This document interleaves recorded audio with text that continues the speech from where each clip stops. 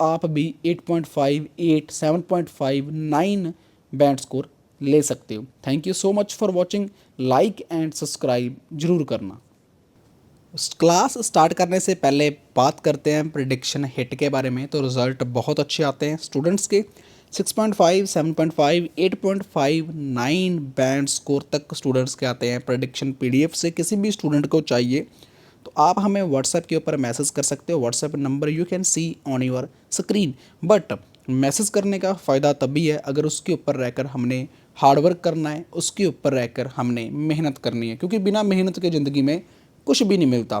Prediction का मतलब होता है उसमें हाई चांस होते हैं हमारे एग्ज़ाम में आने के, प्लस लेवल और पैटर्न हमें सेम देखने को मिलता है। बहुत स्टूडेंट्स हमें कहते हैं ना कि सर हमारा क्लास में बैंड स्कोर आ जाता है, इंस्टीट्यूट में बैंड आ जाते हैं, बट रियल एग्ज़ाम में बैंड स्कोर नहीं आते। हमें रीडिंग बहुत डिफ़िकल्ट देखने को वहाँ मिलती है, राइटिंग डिफ़िकल्ट देखने को मिलती है, बट हम सेम लेवल का सेम पैटर्न का ही आप लोगों को पीडीएफ प्रोवाइड करवाते हैं।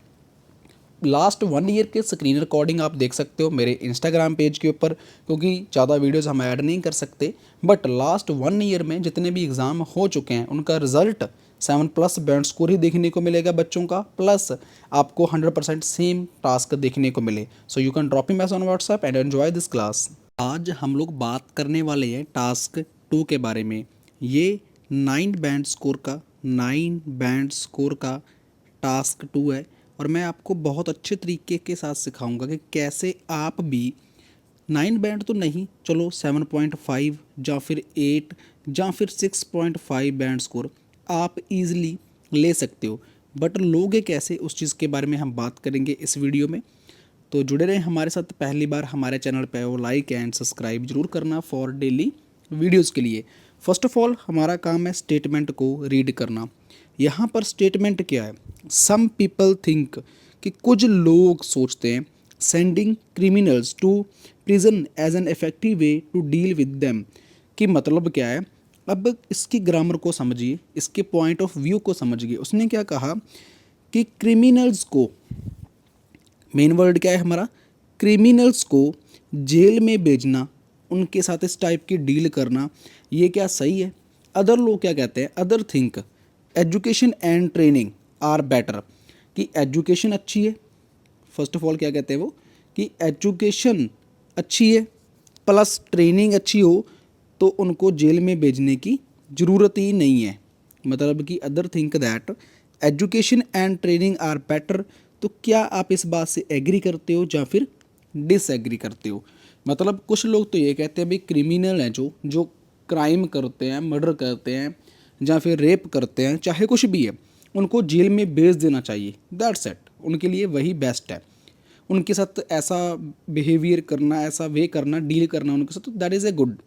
अदर क्या कहते हैं कि एजुकेशन उनको देनी चाहिए यार, उनको ट्रेनिंग देनी चाहिए कि आपके लिए एजुकेशन के साथ तो बंदा मैच्योर होता है।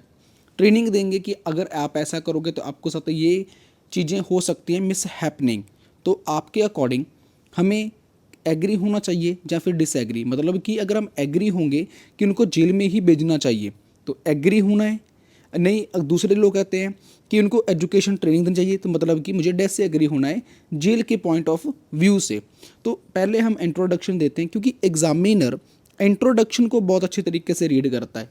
एक तो होगी इंट्रोडक्शन और second is main in conclusion. ये दो चीज़ें एग्जामिनर इसको इतने अच्छे तरीके से रीड करता है, मे बी इन चीज़ों को देख कर ही वो अपने 4 बैंड तो डिसाइड कर ही लेता है कि इसको देने कितने हैं। और रह गए जो बैंड स्कोर हैं वो हमारा B1 और B2 को वो देख कर देता है। बट अब सबसे पहले हमारे लिए क्या इंपॉर्टेंट है, हमारे लिए इंपॉर्टेंट है हमारी इंट्रोडक्शन, और उससे पहले इंपॉर्टेंट है मेरे कीवर्ड्स। मेरे पास सिर्फ 3 से 4 कीवर्ड्स हैं, लाइक लोग जो क्राइम करते हैं, ठीक है। सेकंड, जो क्रिमिनल्स हैं, क्रिमिनल्स जो जिन्होंने क्राइम कर चुके हैं उनके लिए बेस्ट है जेल, बेस्ट है या फिर उनके लिए एजुकेशन बेस्ट है। अब मेरे पास ये 4 पॉइंट है, अब मुझे इन चारों के ऊपर काम करना है, चारों को बहुत अच्छे तरीके से एक्सप्लेन करना है। बट सबसे पहले मैं एक पॉइंट ऑफ व्यू इंट्रोडक्शन का लिखता हूँ, सिर्फ एक कि क्रिमिनल्स के कि डील कैसे करते हैं। People have different views. मतलब फर्स्ट ऑफ ऑल हमने कोई भी आपको टास्क आता है, आपने लोगों की बात करनी है कि लोगों का पॉइंट ऑफ व्यू क्या है। जैसे यहाँ पर की गई है, यहाँ पर क्या बात करी गई है, पीपल हैव डिफरेंट व्यूज़, कि लोगों के पास डिफरेंट व्यूज़ है किसके, रिगार्डिंग। आप इस लाइन को कॉपी कर लो, अपनी कॉपी पे लिख लेना। अगर यहाँ पर क्रिमिनल्स लिखा है, यहाँ पर गवर्नमेंट लिख सकते हो, यहाँ पर एजुकेशन लिख सकते हो, यहाँ पर किसी भी टाइप का अदर टास्क आता है तो आप इसको पैराफ्रेजिंग करके इस लाइन को कॉपी कर सकते हो, क्योंकि ये 9 बैंड स्कोर की है। People have different views regarding how to deal with criminals, कि लोगों के पास डिफरेंट व्यू है भाई, किसके रिगार्डिंग है, क्रिमिनल्स के रिगार्डिंग। वाइल सम, कुछ लोग आर्गू करते हैं दैट, ये लाइन आप कॉपी कर सकते हो, that they should undoubtedly be sent to prison, कि कुछ लोग बिना शक के आधार के उनको जेल भेज दिया जाता है। हमें भी पता है कि बहुत लोग ऐसे भी होते हैं जिन्होंने क्राइम नहीं करा होता, उनको फंसा दिया जाता है मोस्टली, बट उनको जेल में भेज दिया जाता है। कुछ लोग कहते हैं कि उनको बी, यहाँ पर देखिए बी सेंट टू प्रिजन, अब यहाँ पर बी लगाया गया है, बी के बाद send, sent, second third form लगाई गई है। हम ग्रामर की बहुत मिस्टेक करते हैं टास्क 2 में, हमें मोस्टली ये नहीं पता होता कि बी कहाँ लगाना है, बी के बाद थर्ड फॉर्म लगेगी, विल बी, है ना, तो इस टाइप से उनको भेज दिया जाता है। उसके बाद हमने यहाँ पर लगाया कॉमा। बहुत स्टूडेंट्स को ये भी नहीं पता कि कॉमा कहाँ लगाना चाहिए, कॉमा लगा दिया। अदर स्पोर्ट, कि अदर स्पोर्ट क्या करते हैं, अल्टरनेटिव एजुकेशन मेथड, की जो एजुकेशन मेथड है ना to solve the root case, मतलब कि जो एजुकेशन है कि वो इन केसेस को रूट करेगा। ठीक है, I strongly agree with the latter statement, कि मैं पूरा स्ट्रांगली एग्री करता हूँ इस स्टेटमेंट के साथ। अब आप देखिए कि कितने सिंपल वे में लिखा। यहाँ पर सिर्फ ओनली फर्स्ट ऑफ ऑल किन की बात करी गई, लोगों के पॉइंट डिफरेंट व्यूज़ की बात करी गई। उसके बाद जो मेन यहाँ पर स्टेटमेंट दी गई है क्रिमिनल्स को लेकर, उसकी बात करी गई है कि लोगों को वो जेल भेज देते हैं। Second is other think that education and training are better, इसको किस में कैसे मोल्ड किया कि अदर स्पोर्ट अल्टरनेटिव एजुकेशन, कि अदर लोग सपोर्ट करते हैं। यहाँ पर अदर थिंक लिखा है तो यहाँ पर अदर थिंक को किस में चेंज कर दिएगा, अदर स्पोर्ट में, कि education method to solve the root case, कि एजुकेशन है जो बेटर मेथड है कि उसको सुधारने के लिए, उसको बढ़िया करने के लिए। तो अदर्स थिंक दैट, तो ये तो होगी हमारी इंट्रोडक्शन। अब सबसे मेन पॉइंट था जो हमारा इंट्रोडक्शन का था, जिसको देख और इंक्लूजन को देख कर ही एग्जामिनर 4 बैंड तक तो हमें आराम से दे ही देता है। ठीक है जी, अब चलते हैं इसके कंक्लूजन के ऊपर कि एक्चुअल में कंक्लूजन कैसे लिखा हुआ है, उसको हम जस्ट देखते हैं कि यहाँ पर क्या लिख रखा है उसने। इन कंक्लूजन, भाई कंक्लूजन में क्या कहता है वो, कि आल दो मोस्ट पीपल्स इज दैट, कि बहुत लोग सजेस्ट करते हैं offer should be put in jail without a doubt, कि मतलब कि founders should be put in jail, कि उनको जेल में भेज देता है विदाउट कोई शक के, बिना शक के उनको जेल भेज दिया जाता है। तो that only while governments and compulsory education and training parts can we tackle the root of the crime behaviour, कि गवर्नमेंट को ये चीज़ ऐड कर देनी चाहिए कंपल्सरी, मतलब कि जेल्स के अंदर हमने एजुकेशन सिस्टम देखा है, वहाँ पर भी उनको ट्रेनिंग दी जाती है, वहाँ पर भी उनको टैकल किया जाता है उन चीज़ों को, कि उनको ट्रेनिंग देनी चाहिए, एक टैकल करना चाहिए उस प्रॉब्लम को, कि क्राइम का जो बिहेवियर है वो ऐसा बना क्यों हुआ है, तो उस बिहेवियर को वो चेंज कर सकती है गवर्नमेंट। तो मतलब कि कंक्लूजन में साफ साफ लिखा है कि शक के आधार पे लोगों को, शक पे या उनको जो मर्डर करते हैं, जो क्रिमिनल्स हैं, उनको भेज दिया जाता है। ठीक है, put jail without a doubt, but government को compulsory education training part can be tackle the root of the crime behaviour, कि उसके ऊपर चलाना चाहिए, कि लोगों में अवेयरनेस फैलेगी, जेल में भी वो होना चाहिए, आउट ऑफ जेल भी वो चीज़ होनी चाहिए। अब प्रिजन को जेल भी लिख सकते थे, प्रिजन भी लिख सकते हो, ऐसे कर कर ये चीज़ हमें हेल्प करती है हमारा डिज़ायर बैंड स्कोर लेकर आने में। अब चलो चलते हैं हम पार्ट B1 के ऊपर।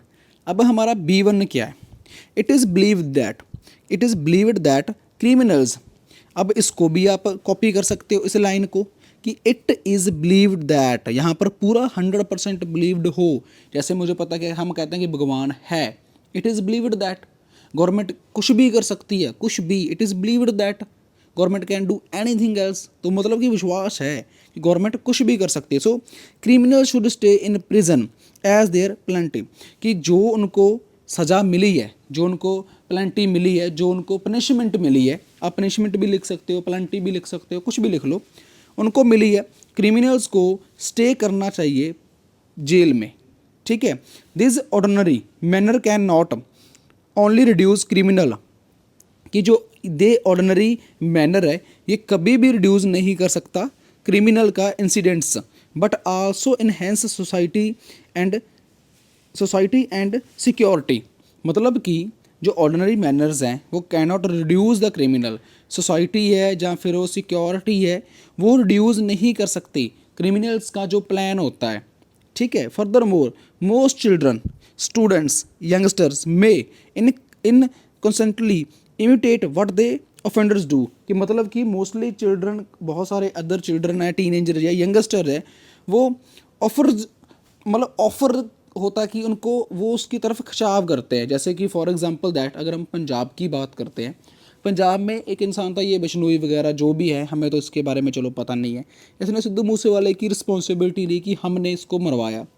अब वो यंगस्टर में फेम बन गया, उसको जेल में लड़कियां भी मिलने गई जो सिर्फ 22, 23, 24, 25 साल की लड़कियां थी, कहती हम उसके बड़े फ़ैन हैं भाई, हम ये है वो है, तो मतलब उसको लड़कियां भी मिलने गई, यंगस्टर हैं, स्टूडेंट्स हैं, उनके ऊपर उसका क्या इफेक्ट पड़ता है उस चीज़ का, तो वो सोसाइटी में बहुत एक बुरा प्रभाव डालती है।